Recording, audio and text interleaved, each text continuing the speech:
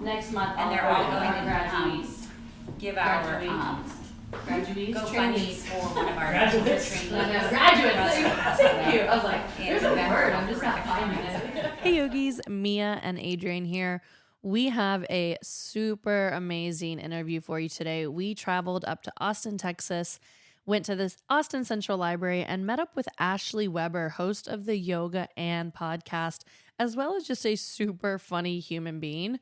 We were cracking up in this little dark library room, and the other people in the library probably wondering what the hell is going on behind that glass door. But so I'm super excited for you to listen to it. Let's dive right in. This is Adrienne And Mia. Welcome to How Yoga Changed My Life podcast.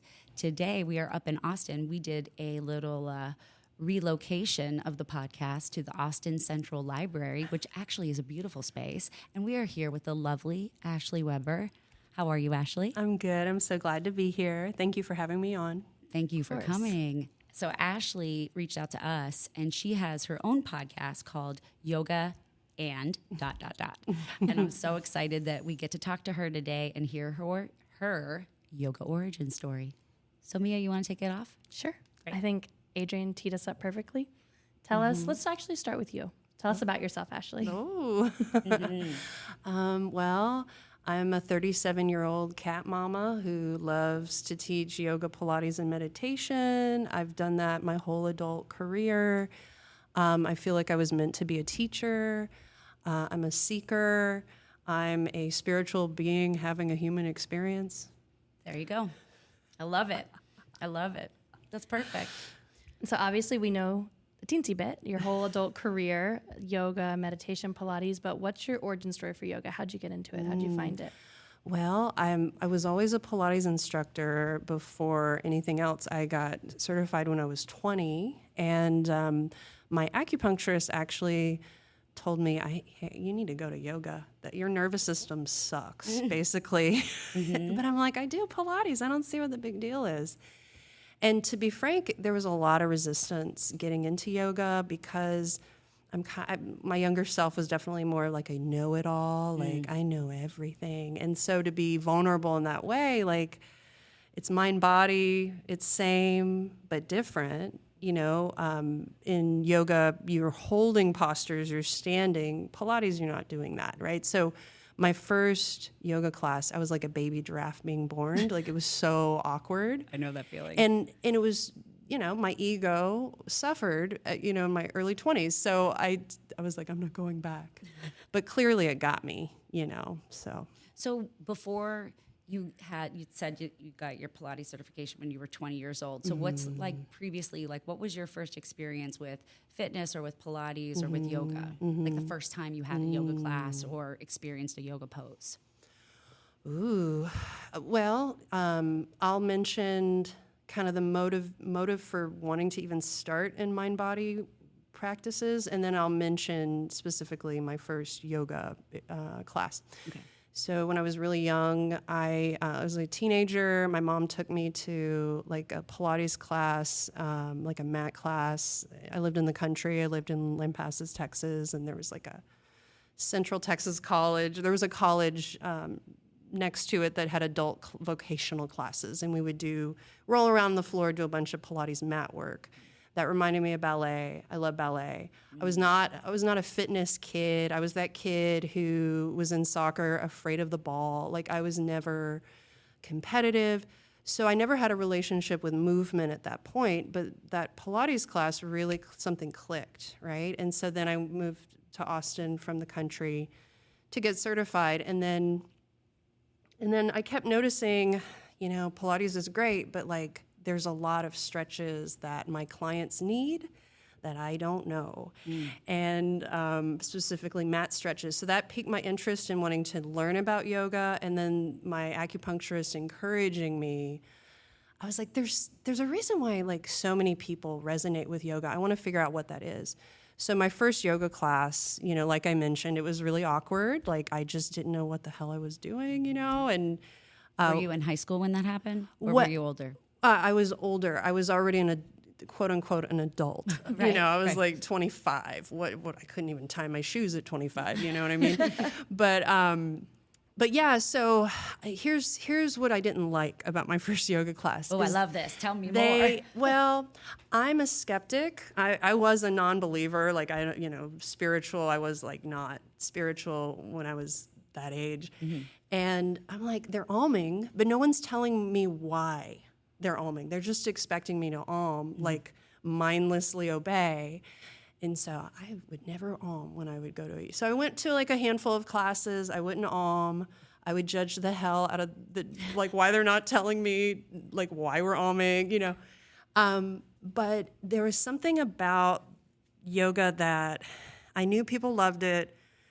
There was something there, and I was just so curious. I wanted to find out like what is the big deal about yoga, Because my Pilates clients also would go to yoga. And so I knew people loved it. I didn't know why. And so I'm like such a little scientist in some ways. Like I have to excavate and figure it out. And I figured it out, Yeah, exactly.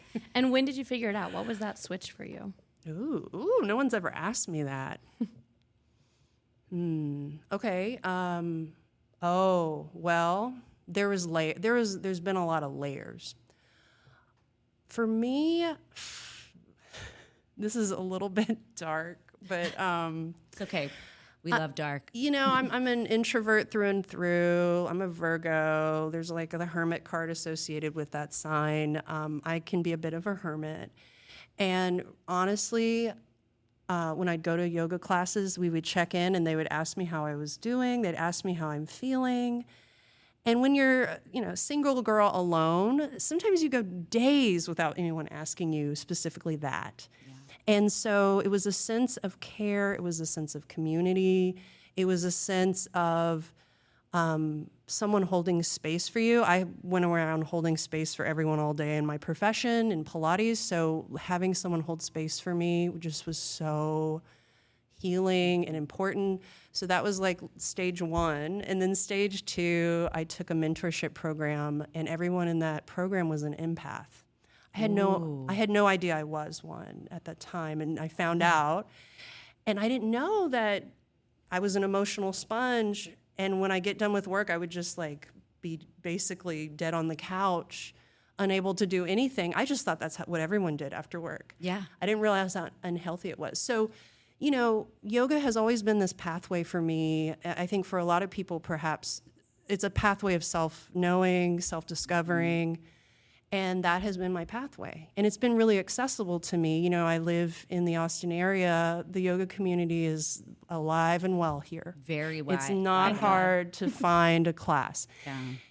So it's really been a social thing for me too. Oh, for sure. Well, you said it best. You said community and a sense of care, and Mia and I can totally relate to the feeling of like being just drained after a class, because I think that people that are drawn to yoga teaching are empathetic people, right? We're compassionate people, and we have that ability to sense the actual scientific, energetic body that has been proven to be around our bodies, right? We can sense that. And I think it's just something that we're drawn to. But you're right. We have to take care of our own health and wellness to be able to be there for other people.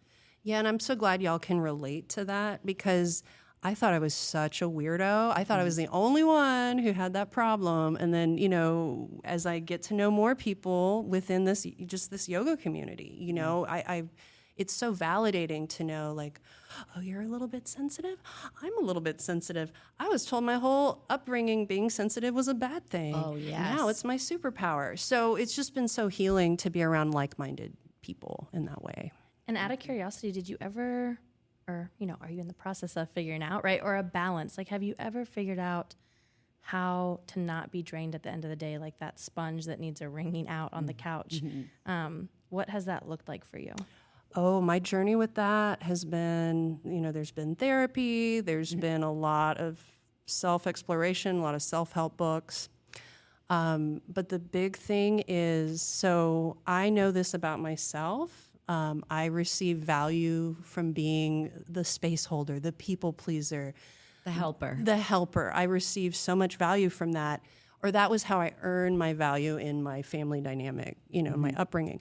And so what I've had to, and I'm human, I'm going to be working on this my whole life. I don't have it nailed yet, but I'm more and more okay with saying no to people, with being, not everyone's yes girl. I'm more and more okay with that as I get older.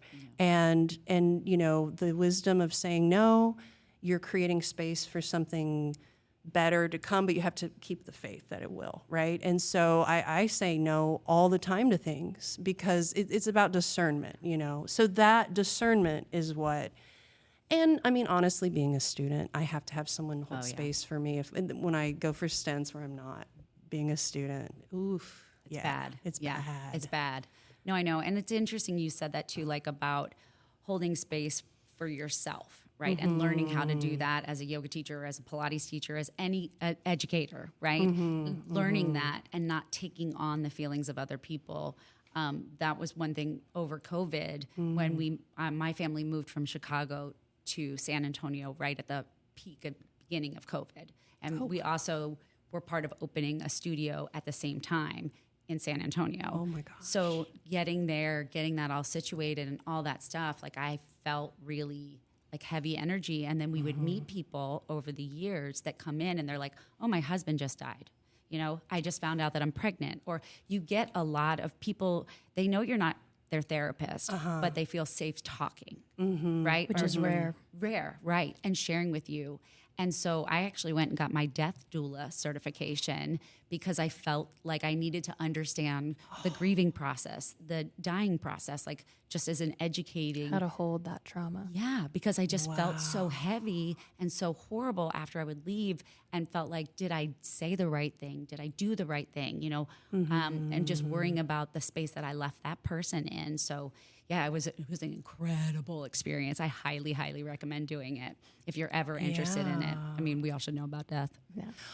Well, I just found out Erica Badu is a death doula and a birth doula. No way. And she doesn't accept money. She just does it because she feels called to do it. I'm like, what a badass. It's a really cool experience. Ever since that's happened to me, I've had a ton of friends call me with people that are past, that are at the end stages of life and, asking for advice and, even like legacy work and just doing things like that to keep someone's name alive, and giving people that little advice when they need it. But like going back to you too, I want to understand so from a Pilates standpoint, do you feel like you're more of a Pilates? Because there's always like the yoga versus Pilates, right? Yeah. And I do not believe in anything like that. In my opinion, yoga is a collaborative experience. And you're very lucky and blessed to be in Austin where it is a very established, practice that people recognize as beneficial. In San Antonio, it's still like, it's growing. But it's new. It's very new still. It's still kind of like people are like, well, I don't want to stretch. It's boring. It's like, no, you have no clue. But no clue. You have no clue. It's a very, very young yoga city. Yeah, but it's growing and it's so cool to watch it, But when you were talking about like Pilates, right? I went through a mat Pilates training and I learned so much about the body through Pilates. And I find it really interesting that there's like, you're either a Pilates person or you're a yoga person. You can't be both. Do you know what I'm talking about? I totally know what you're talking about. And you're a unicorn if you've done both. Yes. So unicorn to unicorn, I love that you've done both. Have you done Pilates? I've done it. Not an instructor, okay, though. Okay. Yeah. Well, there's another friend of mine who's another unicorn. And okay, so this is what I want to say about, so I'm a full-time teacher and I have to teach a variety of things in order for this to be a sustainable work life, right? So I will always kind of have my hand in a few different, modalities. Great. Pilates, specifically Pilates equipment, the machines that kind of give you this closed kinetic chain where you actually feel where your body is in space. Yes. Okay, so I came from a place of having zero relationship with my body. I didn't know where my body was in space. So I needed some, feedback from spring resistance to like get a sense of proprioception, like, oh, my arm is behind my head. I can't see it, but I know what muscles I should engage, right? So I really needed that foundation of a baseline of just being literally in my body. So then when I went to the next step for me was, yoga. I can be in my body. I can be on a mat and I know where I am in space. And then the beautiful thing, as we know with yoga, is, you go into all the layers, the physical, the mental, the emotional, the bliss. And so it was like I had to go out with Pilates externally, feel my body, to go in with with yoga. That's a really cool way that you said that. And I didn't realize, we all don't have the best mind-body connection, right? We don't really understand where we are in space most of the time. Like, I love in class, and you've probably seen it 1,000 times as well, or a million times, when you're like, lift your right leg, and someone's like, left leg. It's like, no, your other right leg, And then it's their arm. And then they pick up their arm. Right, Yeah. exactly. Yeah. Right. So it's like getting that and getting past that judgment in your brain, like there's something wrong with you because you don't know where your body parts are, right? It's interesting. Well, and to answer your question about like more Pilates or more yoga, Pilates, I've been teaching it for 17 years, but we all have a unique rhythm in which we move through life, right? And my unique rhythm is kind of slow. I'm not a hardcore person. I'm not intense. Like, I will never be intense. I have my moments, Right. And I do love teaching Pilates, but I also, I will reveal this secret to you. Ooh. I don't feel like I'm an intense enough teacher often. I feel like I'm like, kind of want to bring my maternal nurturing side of who I am. And I want to focus on like really nice breaths and stretches. I don't want to do a ton of planks and core and obliques and Hundreds. and butt Yeah. stuff. Like, well, that sounded bad, but you know what I mean? Sound bad. Who here wants to do butt stuff butt today? stuff. Yeah, exactly. Nope. No bad stuff. But I mean, and I make it work. I do work hard for my clients. I'm very dedicated. But yoga, specifically Yin yoga. Oh my God, Yin yoga changed my life. So Tell me more. What was your first experience with it? well, I was just. I learned how to receive. Like, I was never one to, the old Ashley, like pre-yoga, you'd give old Ashley a compliment and I'd just shrug it off. I'd be like, yeah, man, yeah, I guess my hair looks good. Yeah.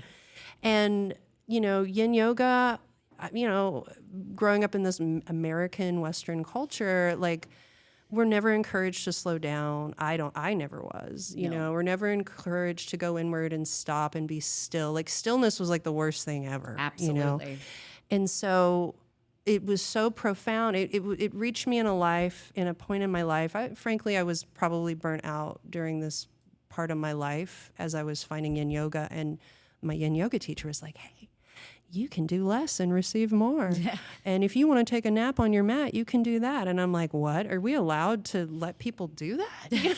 Like, aren't we like, in workout clothes? Like, I don't understand. And so it was so, I love, it just feels good in my body. It balances me out from the shoulds. Yeah. And so, that's actually how I've been able to get into meditation, was a pathway through Yin, slowing down, embracing being really sensitive naturally, so I get to feel my internal world. Yes. Do y'all like Yin yoga? Are y'all Yin? Oh, absolutely. Oh, Absolutely. I thought so, but yeah. I just yeah. wanted to hear it. Well, and we both did a yoga nidra training together from a lovely lady named Liz, and she did a phenomenal job. And it was funny going through, and I'm sure you might have experienced this doing yin training as well, like having to stay awake when you're trying to learn because it's so like puts you to sleep. Yeah, you're so relaxed. Exactly. And we're definitely not encouraged to be still. Like you said, like stillness Absolutely. is the worst. Like, it's an absence of productivity, Yeah. So there's It's a capitalistic. big, definitely. Yeah. And I think also just when we think about wellness spaces, it's often thought about physical activity as it relates to wellness. But what can come with like rest and restore is just beautiful. Yeah. And so that actually leads to my next question. What does the new Ashley look like, the Ashley that receives? Oh, yeah. Well, I just also want to touch on, you meant health and wellness industry. I jokingly call it wealth and hellness. Oh, my God, that's the best name I've ever heard. She's writing that down. I'm writing that down. Wealth and hellness. Hellness. Oh, my God, that's great. We curse on our podcast, too, by the way. Okay, I was hoping. I think yeah. No. I cannot filter myself like that. I'm a sailor. I love that. The new Ashley with yoga and knowing how to receive. Oh my God. Okay. let me just tell you what I've been doing for 3 years now. So I wanted to do, it was actually during 2020, I wanted to prove to myself that I was lucky and that I could receive because I wasn't sure.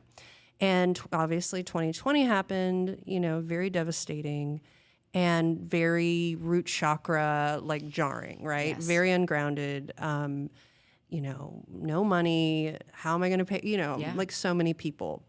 And so I started writing a list, not out of like, what is the universe going to give me? But more like acknowledging all those small little moments of like sweetness, like people giving me gifts or like the barista giving me a free coffee, or that happened actually a lot one year. No way. Did they have a crush on you? I wouldn't even know. No, Adrienne, she was lucky. Oh, I was lucky. I was lucky. Got That would be cool. That would be cool too. But basically, lucky to be so hot. Why? Thank you. Yeah. So see, I can receive compliments now. Yeah, I like that. But so basically, now it doesn't matter if I really was lucky or not. I have a documented list yearly of every generous thing I was received that was unexpected. Almost like a gratitude, like you said. Almost like a gratitude list. And if you think about it, someone gave me, oh my God, I was at a cafe, someone gave me half of their sandwich. Isn't that bizarre? This is before COVID. I think after, I don't think I would. You'd be like, no thanks. But it was very bizarre, So anyway, I started to notice all these bizarre moments. Like I was just getting free stuff, or like there'd be like a $20 bill on the ground, like. Your luck. Like I would just be like, so for whatever, if it's true or not, like I feel lucky looking at this list. And then fast forward, I was doing it consistently. You want to know like how lucky I got? Yeah. Okay. I'm a cat mama, like I said. How many cats do you have? Only 2. I have like a sane amount of cats. Okay, that's good. Okay, so big confession, I have 4. Oh my God. I did not mean, I was, No. I joke. No, Okay, trust okay. me. Totally. It's not okay, the number of cats Oh, I okay. have. Well, that'll be me One's in a kind year. of a mistake, so. Oh, okay. We have 2 dogs and we're about to get a third. so- Imagine, I love it. Yeah, I have a mistake cat. That's so funny. A mistake cat. Well, we have a mistake dog too. Yeah, we're just like, he's 14. We're like, any day now. Sorry, Charlie. Well, the most lucky I've ever been, I just got randomly gifted. I guess Amazon messed up, so it was actually a gift. I didn't have to pay it, but they gave me 17 cases of Fancy Feast. Holy shit. This was during 2020 when I had 0 money. Was that like a pallet? It was a pallet. All my neighbors were like, what the hell is going on? Like they seriously had to pull a pallet It was up. $700 worth of Fancy Feast, and they just set it outside my door. Your cats are like, bitch, it's Christmas. Yeah, they were like, yes. Are we rich? But yeah, are we rich? Mom's got money. Rich and pate, baby. Where'd you any- even put all of it? Seriously. Well, I donated a lot of it because That it was felt really wrong to hoard all that, I was like, there's also probably like cat food shortages at some point. 'cause Yeah, of, like supply chain exactly. issues. And it's like, all- why? it's all Because it's Amazon. all at Ashley's house. Ashley's house. Yeah, and Amazon called me. They're like, what, we don't know how this happened, but I guess you can just keep it or donate it. And I'm like, okay. But I find it ironic that it happened while I was documenting all these weird, free, random things given. But what's cool is you can look back over the years and be like, I can't believe, Jen gave me this. Da-da-da-da. Oh my God, that was so sweet of her. And, so it's... I love that idea of doing that because I feel like you think back over your life, you remember all the shitty things that people said to you or did to you first, right? I remember a comment that one of my friends made to me in high school about I had thunder thighs. And I was anorexic. For me, it was my crooked nose. Crooked nose. I was like, that's I so remember mean. the worst part is I was like, I like my nose. That's a good part. I know you've got I was like, Yeah. really? Because it's crooked. shut the And I was hell like, up. and so then ever since I've been like, I do have a crooked nose. No, but that's horrible because that's what embeds in our worst case scenario brains, Yeah. right? That's what we think about and that's what we hold on to. So the fact that you're flipping the narrative of how you're reforming the relationship with how you're thinking about yourself and your place in the world, right? Yeah. That's so cool that you write it down because what I get like anytime I get a little note, like up in Chicago, when you would teach a class and then you have a friend that's teaching after you, you know, they'd leave a little note like, hope your class is great, you know, whatever. So I have a little drawer, and it's getting larger over the years, of all the little notes that I've gotten from students or from, you know, whatever it is. that. And so I just keep that on my desk. So if I'm having a shitty day, it's like, open the damn drawer and realize that you're not as shitty as you think you are, and you need to move the fuck on with your life and get on with it, you know? Yeah, well, the energy that all those notes hold probably feel really good. Yes, you know? true. Well, I do want to touch on one thing, because we're talking about receiving. You know, it's all about, in my opinion, it's all about worthiness. Am I worthy of that free cappuccino? Do I deserve it? You know, and I had to realize, yes, I deserve all the compliments, all the things, all the fancy feasts. You know, I mean, not for myself, you know. I don't eat fancy feasts. But you might have tried it when there's $700 Dollars worth of it.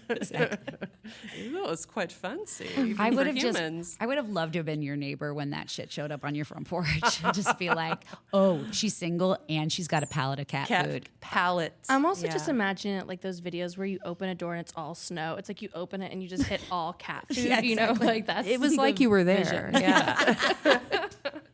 I kind of want you to send us a picture if you have a picture of the pallet. I don't know if I'll you- look back. Yeah. I might have one. Yeah. That would be hysterical. That would be hysterical.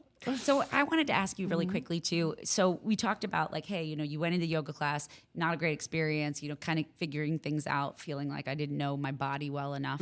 So can you pinpoint places in your life where you noticed the shift of yoga, physical practice on your mat, meditation, whatever, moving into your life?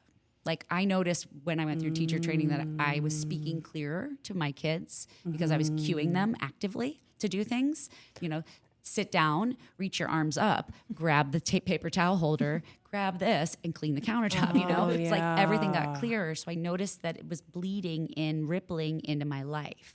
Do you have any of those little moments? I think I do. Yeah. Like when you're saying that, I'm like, oh wow, no one's ever asked me that. And okay, so the moment I'm going to start with like kind of the seed that was planted. So I loved how eloquently all my yoga teachers spoke and how comfortable they were with public speaking and how grounded they seemed and how they could just hold a conversation in a group in front of people.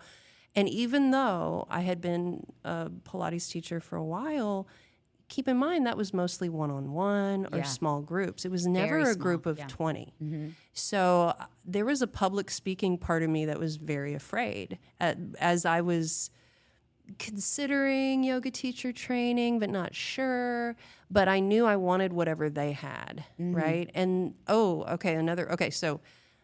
I think for me I did the teach. It really took for me a teacher training, getting comfortable with teaching in a group, and getting over, honestly, like the anxiety of speaking in a big group. Yeah, it's like, a lot. That was a huge turning point for me, and I had to use the skills of specifically yoga that I learned, like alternate nostril breathing.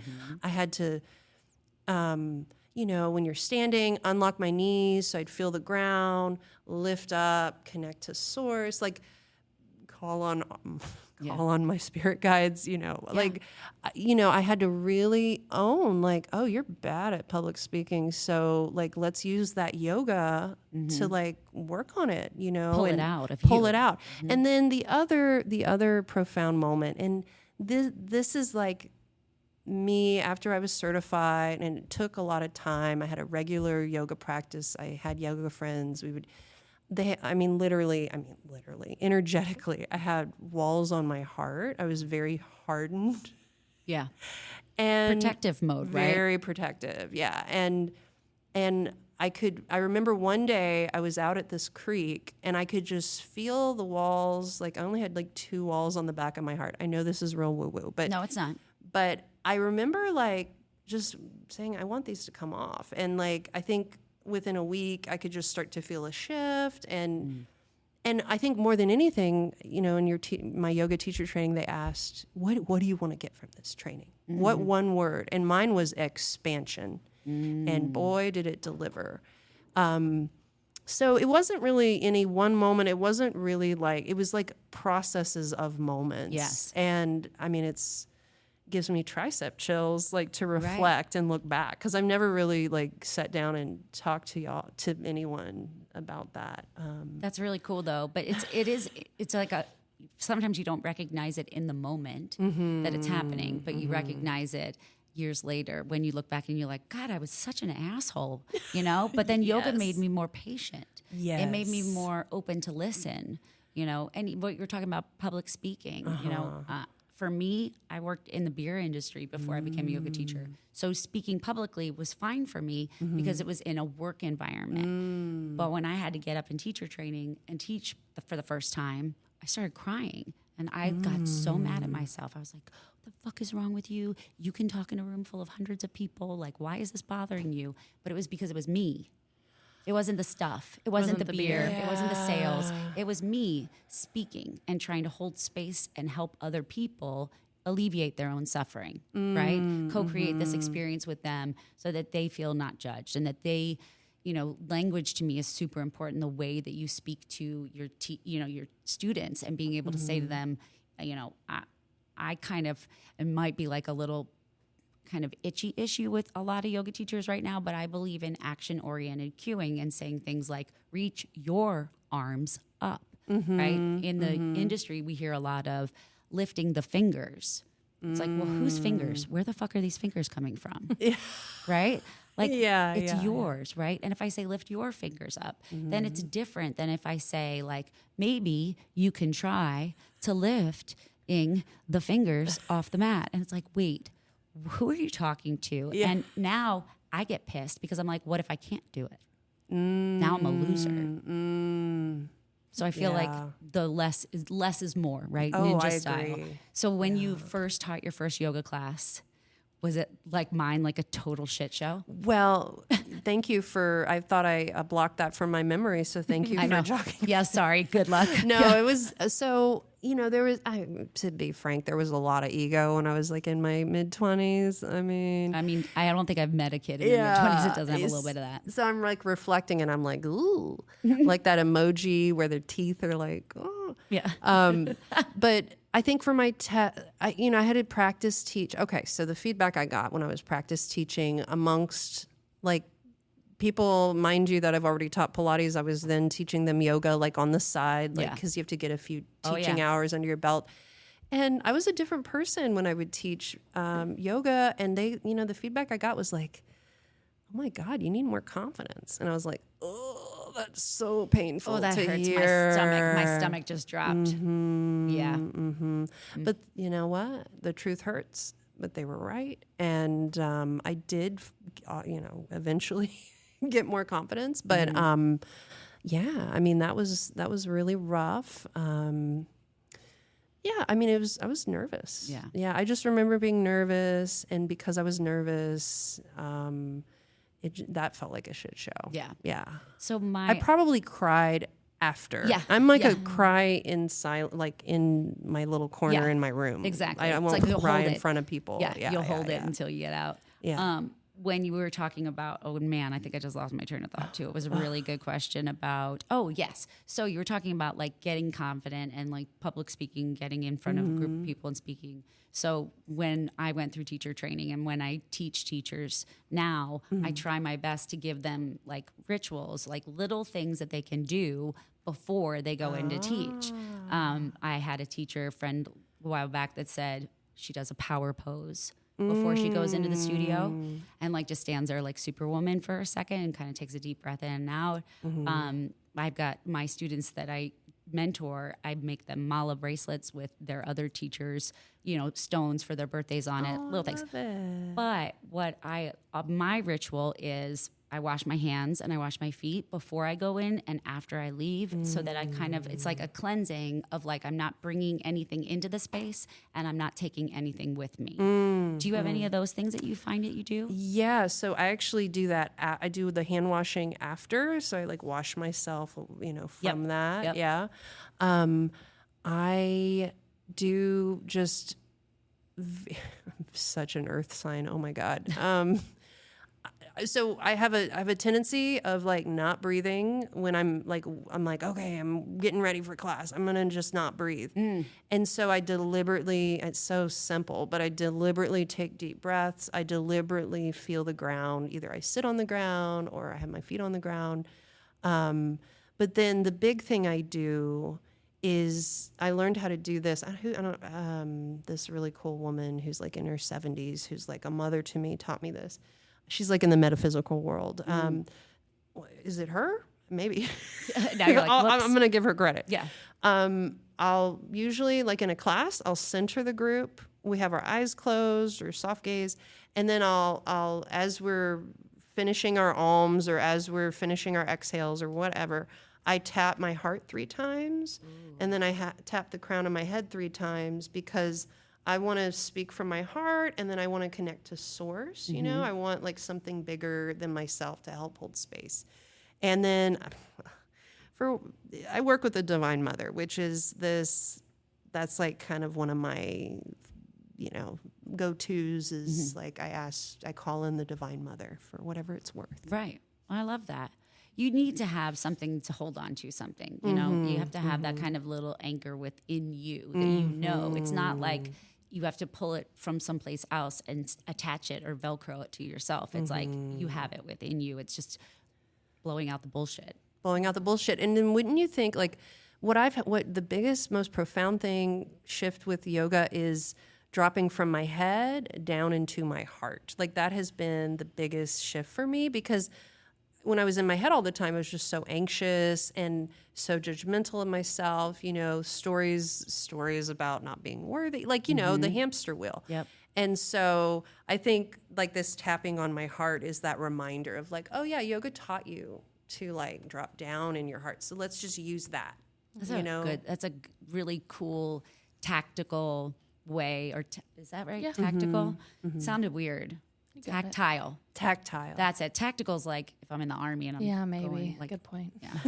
Tactics. I was like, no, it's right. Yeah, you're like, and she's a school teacher. No, you're good. You're right. Tactical, absolutely. Yeah. Tactile. But that's a really neat kind of way of tapping into yourself beforehand. I like that. Literally. And then considering what you've learned about yourself, like these skills, this insight, this like even ability to receive, what can others learn from you?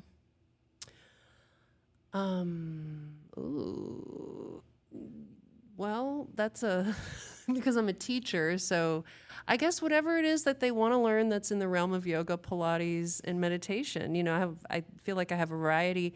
I think what I have to offer is, I teach a lot of out-of-towners. I teach a lot of skeptics. I teach a lot of people who've never done meditation. What my superpower is as a teacher is I make it relatable to that individual. So if it's like a bro who his girlfriend dragged him into yoga and he's terrified, the type. Yes. Oh yeah. I'm all for that challenge. I also teach aerial yoga, which dear new people, they're like terrified. They're like looking at me like, what did I sign up for? I'm like, it's going to be okay. Dude, I bought a couple area silks when I was in Chicago because we had a great basement where I could hang them. And I had so much fun learning, and I went through a little training on it. But then a few years ago, I went to a studio in San Antonio, and I was like, these bitches are doing way more shit than I learned how to do. I'm like, I am dying. It's so hard. It can be so intense. So I think I'm a really good intuitive person. I can read the individual. I can read the room. I don't ever want, if I can help it, I don't ever want people to be turned off about physical movement. Right. I want them to feel inspired. So I'm really careful like how I present things. I always want it accessible for people. That's awesome. Yeah. That's awesome. This was a great conversation. Like I really liked it. Thank you. It's nice to learn about you. And I do think that you're lucky, but I also think that you're very, very worthy of everything that you've had. And there's more to come, Ashley. What you're doing in the yoga world and for people, for skeptics, for people that are newbies, beginners, it's huge. And we need more people like you in the world. So thank you so much. You. That's so sweet. Thank you. True. Where can people find you, Ashley? Well, I'm all over the place online. AshleyWeberYoga.com is my website. That's like my catch-all to all the stuff I do. Yoga and Podcast I'm the creator and host. You can find me on Instagram. We even have a TikTok now. I don't know what I'm doing on TikTok. We don't either. Okay. Well, actually, Mia knows what she's doing, but I have no flipping clue. I All just right, feel like an old lady looking stupid, but whatever. I'll ask Mia Yeah, what Mia. TikTok's about. Yeah. But yeah, those are the places you can find me the easiest. So I hope to connect with you. Yes, absolutely. All right, well, thanks for listening, and we'll see you soon. Adrienne, I absolutely loved that interview. It blew all of my expectations out of the water. I think I was super nervous meeting someone new who we didn't have a relationship with prior to interviewing. God, that was really, it was really intimidating because Mia and I have been working together for years, but we decided on this podcast like legit in November, said, hey, let's do a podcast. Okay, I'll get the mics, we'll get the setup. And by January, we're planning and recording, and middle of February was our goal. We made it, and we have been podcasting now for a few months, and it's crazy. But going up there and having a chance to interview someone that we didn't know, someone that, was kind of, it was a big deal to us, kind of a big deal, Ashley, is what you are, because you have interviewed like Leslie Kamenoff and some of the people that I love in the business.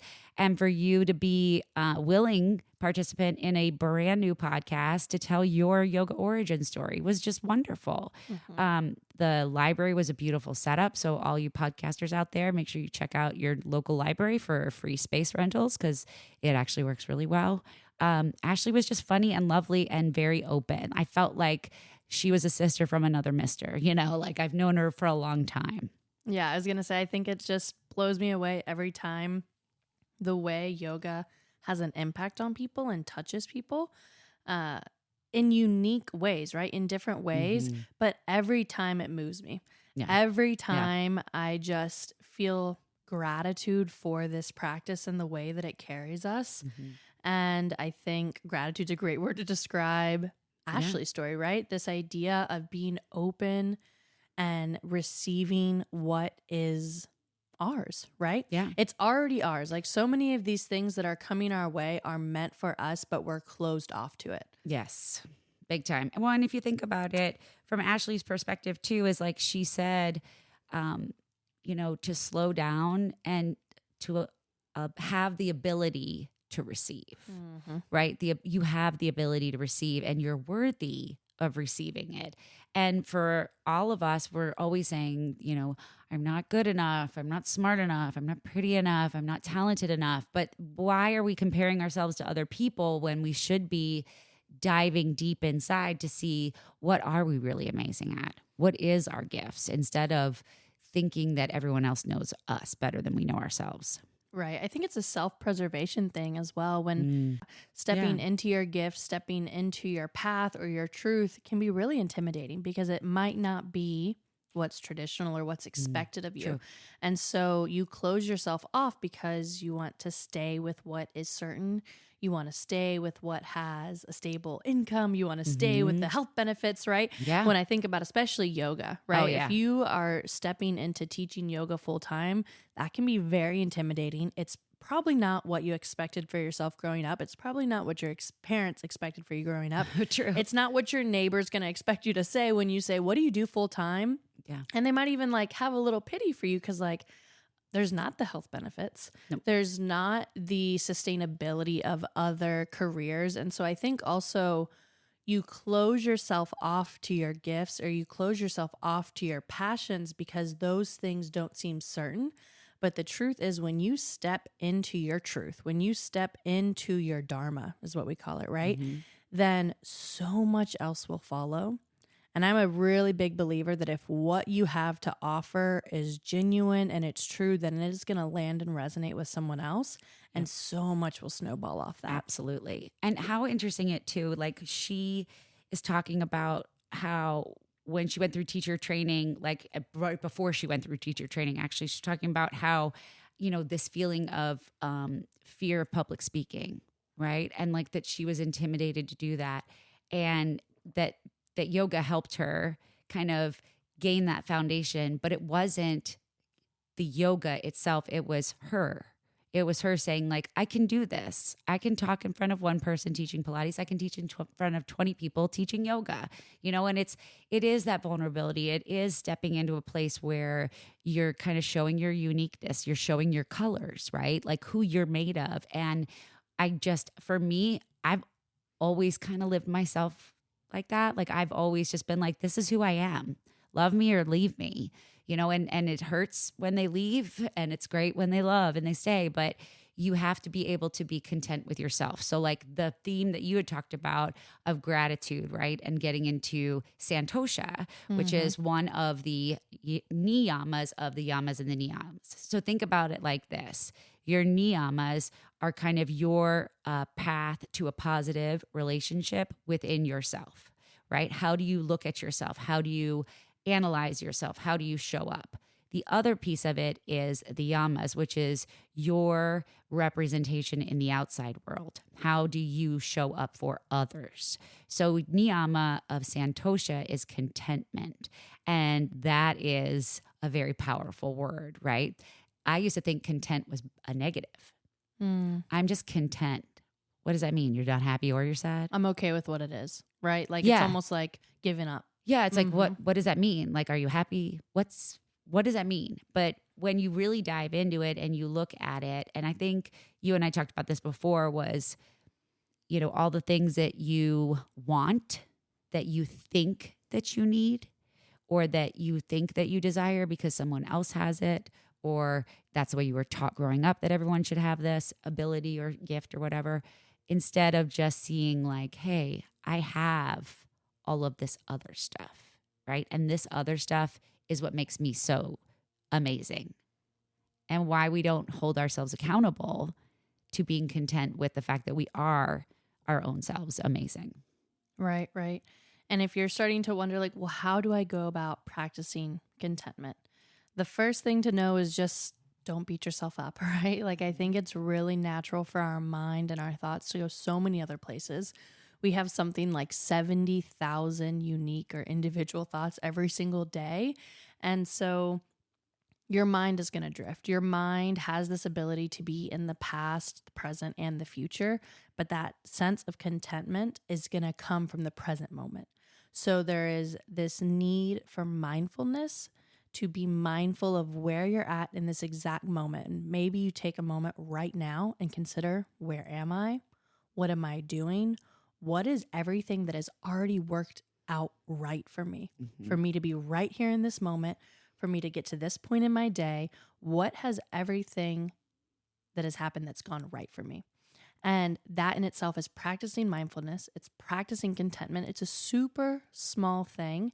Maybe you set yourself like a little reminder that goes off at like the 12th minute of every hour, and you sit there and you reflect, or maybe you put a sticky note on your dashboard, and it's just being present in the moment. Absolutely. And having that, you say it's easy, right? But for some reason, it leaves our thought process instantaneously. Absolutely. And then as soon as we're getting in bed, we're like, damn, I forgot to do my gratitude journal today, or I forgot to do this today. And it's not easy. By no means, it's so easy to get off track. Exactly. So like you said, setting that alarm or setting that reminder and having that, and I do kind of like that you said hourly. Like I was thinking like, oh, like once or twice a day, but that kind of consistency of pattern behavior, when you're talking about your brain and neuroplasticity, right? Like we're actually talking about rewiring the way that you think about yourself, the way that you see yourself, and how you identify and familiarize yourself with yourself and your relationship with others. But like when you can discern between the stories that you've been told in your head and that you keep telling yourself, and instead what you actually feel, right? Like not feel from like a, just physical sense, but just like, how do you embody that passion inside of you? Like what makes you excited every day? Is it your job? Is it your, hobbies? Is it your family? Is it your friends? Like there are reasons that you are ignited by these passions, and these passions come up, and those where you find those almost little bits of bliss moments throughout your day, lean into those more. Yeah. And throughout the day, and I say that hourly because like you said, we're rewiring our brain. Mm-hmm. And I think where that came for me from is my dad and I went to Magnolia Grove. It's a Buddhist monastery in the middle of Mississippi. So random. No way. Yeah, it's the from the teachings of Thich Nhat Hanh. He has 3 monasteries. It's California, Mississippi, and Paris. Like, I don't know how they What? landed on Mississippi. Mississippi. But, Magnolia Grove, I highly recommend it. They have all kinds of retreats. And my dad and I went when I was in college. We went together. And every time a bell would ring, you had to stop whatever you were doing and take 3 rounds of breath. Oh. And it just made you pause and contemplate, where am I? What am I doing? And of course, I was just in this beautiful setting, right? And I was probably loving what I was doing. But sometimes we'd be in the middle of washing dishes and we'd have to stop. Everyone around you would stop and just take these 3 moments to yourself. So if a phone would ring, if a like gong would ring out throughout the whole monastery, if the alarm clock went off, if anything. Oh, it was any bell that went off. Any bell. And so some things you knew, okay, the dinner bell's going to ring at 5 p.m. and the go to bed bell's going to ring at 9 p.m. and the wake up bell's going to ring at 5 a.m. Yeah. But even the phone ringing, before anyone would answer it, they would take 3 rounds of breath. Oh my gosh. See, I was literally picturing a guy in a bell tower Ringing it every hour. it out every hour, or like surprise, surprise, Yeah, like no, on a just whim. any bell. And Any so bell. we I didn't love have that. our cell phones, but I've thought about that when I left in the classroom. And I really only stuck to it during COVID when I had like 5 kids and I was like super easy to inspire 5 kids to take on a mindfulness practice. Yeah. But we would do that where if like my phone chimed because I got a text message, or, my Teams message came through from a colleague, like me and my group of 3 to 4 students would take like a mindful breath and then we would go. Like, it was just a nice pause. I like that a lot. I think that is definitely, I try to take the mindset or perspective of think before you speak. I'm not always great at that, as many of my friends can attest to, my family, but I work on it. And I think that's the biggest thing is it's not about achieving this prize.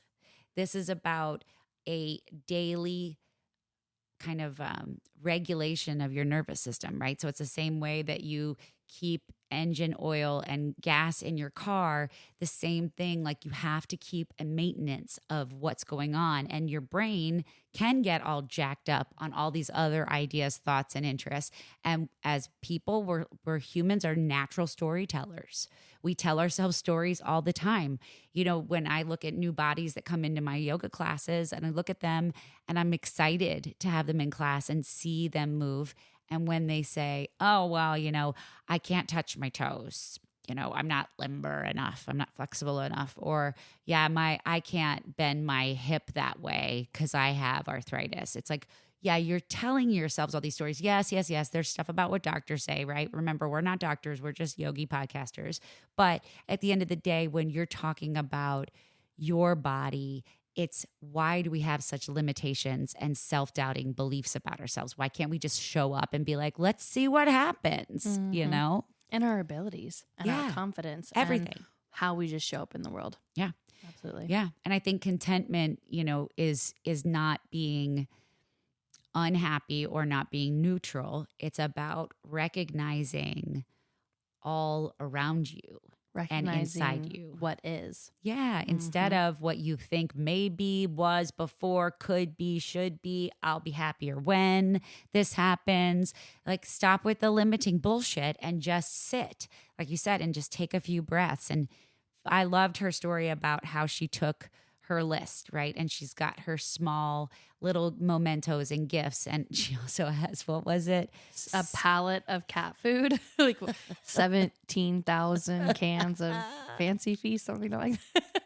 I don't know about 17,000. I just can't stop thinking about like her standing in the doorway with her cats and like all like her, just this fucking wall full of Fancy Feast cat food. But that, I mean, all like the little things that she noticed, like that's something that if you're focused on the negative all the time, that's all you're ever going to freaking see.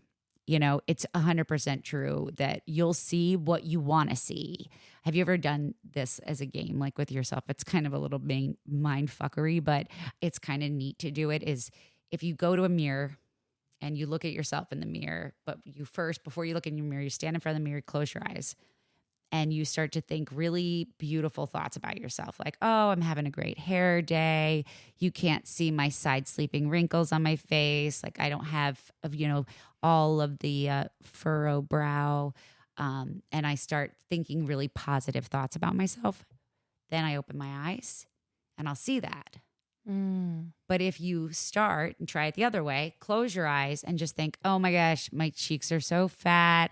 I got droopy, like, what's that dog's name on the cartoons? I don't know. It's an old cartoon dog with the jowls. Like a basset hound? Yeah, like a basset hound kind of thing. Yeah, or like my skin feels blotchy. And then you open your eyes. That's exactly what you'll focus on. And that is just a simple little exercise that you can do with yourself at home to recognize, how am I thinking about myself today, right? Even if you just close your eyes, take a few breaths, then open them, what do you see? And if you can start to rewire your brain, which we all know is scientifically plausible, possible, achievable, freaking take the time to do it, because no one else is going to fucking do it for you. No, definitely not. That's why we wanted this podcast to be out there, is like, cut through the bullshit of people trying to make us feel like we should be somebody that we're not, or to look like somebody that we're not. I don't want to look like the bitches on Instagram. I don't want to look like those people. I want to be myself. And I want to be comfortable as myself. Exactly. It's comfortability in the skin that I'm in, rather than comparing and contrasting. Because the thing is, I could then go look like someone who's on Instagram, or I could change all these things about myself. But if I have not found contentment in me, those things won't matter. No. I'm still always going to be searching for something else. And I think, I can attest to it as someone who struggled with disordered eating growing up. You're never going to, it's tough. Yeah. You're just never going to be happy, right? Right. No matter how much weight I lost, I thought I needed to lose more because I was not comfortable being me. Yeah. Right. I was not comfortable in my body. And so it was a coping mechanism, right? Weight loss was a coping mechanism. And food a control. restriction, was a control mechanism, a coping mechanism. And those don't have endpoints, right? Yeah. They don't have endpoints. Yeah. They're unobtainable, and it's a disorder. And so there's a lot of things that go into that, but it is possible over time to rewire those thought processes. Oh, in your head. absolutely. It does take a long time though. And we're not in a place in a society yet where we accept people with disorders as something different. Like I say to my kids and I say to myself, like, I don't have mental disorders like anxiety, depression, ADHD. I have gifts, right? Those are my gifts. And if I look at them as gifts, because it does make my brain order differently than yours, but that doesn't mean that it's something wrong with me. It's not a disorder, but instead it's what makes me unique. And when I started to think about it that way, I was then way more open talking about the fact that I have anxiety, that I have depression, that I have ADHD, and being open to being like, yeah, I'm fucked up just like everybody else is. And I own my fuck upness and I'm working on it, right? But it's not that I'm this bad person or disordered person. I actually have it, and it steers me sometimes in the right way. I don't know. I just hate the idea of well, I'll be happier when this happens. Or if I had money, then I'd be happy. Or if I had this, then I'd be that. And when you're constantly looking for something, you are missing out on the moments. You're missing out on the beauty around you. Just little things like we got a puppy a week ago, right? Not even a week ago. And just little things like we're watching her sleep and she's got her head on her little paws and, she has these little puppy breath and her feet still smell like popcorn and all these little things that if you are not in the moment present and happy or content with who you are and how you came about here, go home, figure it out. So contentment is when you're actively differentiating between situations that you can and you cannot change, right? So it's like you're genuinely content with your situation. It's not probably perfect, but you're still actively looking for ways to improve, and you're happy with that process too. So it's not about like, because complacency is faking it, right? It becomes a very forced way. It's like, I'm complacent, I'm content. That's two totally different things. When you're working in contentment, it's really where you're actively differentiating the situations. Like, yes, I can change this. No, I can't change this. And no matter what, I'm happy and I am improving and I'm happy with that process that's coming to me. And I think that's why next week we are definitely going to bring this little gratitude list that Ashley mentioned, and that's going to be our follow-up episode. It's how to take this yoga into a personal practice off of your mat into your life. It's going to be awesome. Mm-hmm. I'm excited. I feel like when we have an opportunity to give you something small from a little gift from one of our interviewees, one of our guests, I feel like that is really where we want to live from. We want to share these little bits. Maybe it'll change your day. Maybe you won't listen. Maybe you won't even want to listen. But these little bonus episodes are there for you to start to incorporate some of these little pieces of parts of the science of yoga and the philosophy of yoga. Some other little bits that are exciting new stuff from our podcast. Ooh. We have first a Buy Me a Coffee site. This is a way that you can support the podcast. We've said it a few times, but Adrienne and I are just sitting in her bonus room. We have put all of our energy into this podcast. And so if you are willing to support us and you're looking for some additional content, you are craving more ways to take your practice off of the mat and into your life, we have a section of our Buy Me a Coffee where you can get additional meditations, additional journal practices, additional guidance in this personal practice. And then if you're also craving some movement, we have a section where you can practice asana with us, right? Yeah. We are going to guide you through some practices. So that's one exciting thing. The other is we have a Redbubble site now. So we have been really enjoying these interviews, and we have just taken a few little tidbits from these interviews and we've made some really cool limited edition stickers. So we have at least one for Ashley. I actually just thought of another and I kind of want to throw it up there too. Oh, good. I was just thinking about one too. Yes. And so these are just cute, fun little stickers. They're vinyl. You can throw them on your laptop, throw them on your water bottle. And so these will only be up for 1 month at a time just because we want to kind of move them in and out as we interview new people. Check out our Buy Me a Coffee. It is linked in our show notes as well as our Redbubble site. Yep. You can also check us out at howyogachangedmylife.com.